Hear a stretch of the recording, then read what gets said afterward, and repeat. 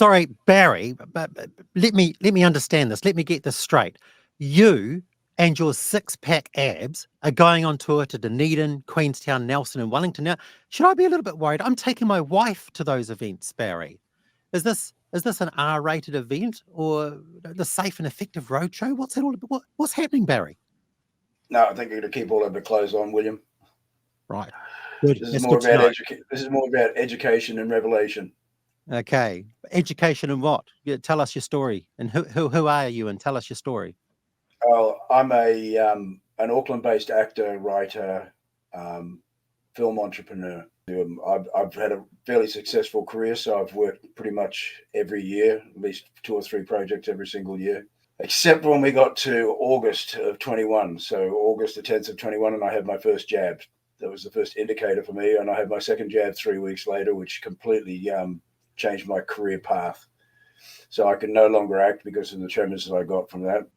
I had a really strong output, and on the 17th of September of 21, that output disappeared. On the lockdown, I was doing things like I would lunge up and down my driveway. After getting the jab, I couldn't walk up and down my driveway. My wife couldn't get me out of my seat. So it started for me with waking up the day after the jab, where I was breathlessness. I had fluid retention in my lower limbs. My gag reflex was so blocked that it felt like any time I tried to walk or do any sort of cardio that it blew up under my chest, where I could barely breathe. So I had to stop doing whatever I was doing and find a position to release the air, which sounds quite hideous, and it was. Later found out there's an actual term for this. It's called small fiber neuropathy, where it felt like the skin on the back of my back and my back of my arms was just alight, like fire ants under it. I got the tremors as well. So the tremors started in you can see my hand tremoring now, started in the thumb and the little finger, and then it worked its way all the way up through to my shoulder. That was one of those gradual things. Everything else I got hit with straight away. It was about the time of the big lockdown, so I couldn't get to my doctor. And in all honesty, not only could I not get to my doctor, I was in disbelief. So I was in denial. I was doing the big boy thing, pull your pants up and it's okay, everything will be okay. You don't need to go to a doctor. So by the time that I got to see my doc, it was a couple of months later. I mean, and I look back on it and think I could have died in that time had this been what I suspect it is, which was myocarditis, sorry. So by the time I got to my doctor, it was months later. And had it been myocarditis, the inflammation of the heart would have settled down by then. I got to my doc and I said to him, listen, are you open to talking about the vaccine? Because this is the times and the dates that all of this happened. And he just shut me down straight away. Did not want to talk about it. I said, absolutely not. I'm pro-vaccine. Not what I asked him. I just asked if he was willing to talk about the dates that it all happened. So he said, no, I'm pro-vaccine. So no, I'm not open to talk about that. But we'll have a look at your heart. So they had a look at my heart and they did an ECG on me, and they said that I had cardiac myopathy, which was thickening of the left ventricle due to weight training. And during that same check, he looked at me and he said, well, there goes your conspiracy theories about it being the vaccine, Barry, because this is just something that's normal, right? So he tried to play me out of it and laughed about that. So not like a Bond villain chuckling, but, that mirthy laugh about, well, there goes your conspiracy theory, Barry. Really disgusting. So eventually I got to see a cardiologist. And the cardiologist, he looked at my readings, he looked at my blood pressure, he looked at the cardiac myopathy, and he put me into hospital straight away. So I spent a weekend there getting every test known to mankind. Now, bearing in mind again that this is months and months and months after I'd started to show the symptoms. So if I had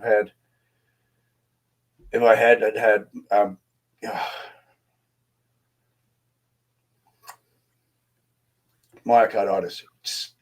The other thing I get is brain fog. So I don't know whether you actually want to cut this out, but I find it really hard to hold on to thoughts right now. So by the time I got that done, I had every examination done. I have cardiologists, endocrinologists, neurologists. The only ologist I haven't had has been a gynecologist, but the state that we're in today, I'll probably get to have one of those too. Well, you have that option now. Yes. Yeah, exactly right. Yep.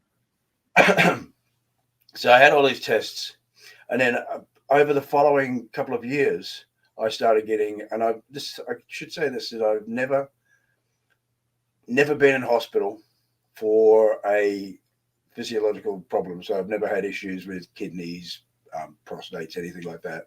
Healthy male. I started getting urinary tract infections that went into my kidneys. So there's one after the other. So I started peeing blood. Then I had prostate infections, and my what are the levels? What do they call that when your cancer levels go up? There's a term for that. PSA. My PSA went through the roof. So I just want to make it clear: a higher PSA level does not necessarily correlate with cancer. But yeah, sorry, carry on. Yeah. So my PSA went through the roof. I think it went from 1 to 8 at one stage with the kidneys, and then when the prostate kicked in, it went from 1 to 15. So it was high, and it was dangerously high. Mm-hmm. But those levels came back down again. I'm bearing in mind I've never had an infection like this before in my life, and everything just started to fall apart after the jab.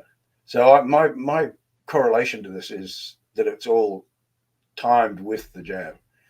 I was still in that place where I was in denial, and I didn't want to say jab injury because I'm no virologist, I'm no scientist, I couldn't prove that. So I had my blood test done. Also, if you don't mind me interrupting, also you probably would have been a little bit worried about being shamed for even suggesting anything anti-COVID vaccine. Well, I'd already had that from my doctor, so absolutely. Mm-hmm.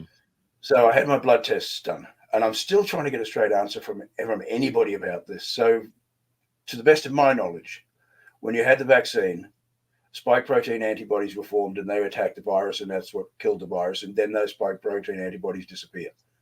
Well, I'm 3 years down the track and I still have 11 times the amount of spike protein antibody in my system than you would have if you had a raging COVID infection. So it was explained to me that if you have a raging COVID infection, you have between 179 and 300 antibodies per milliliter of blood.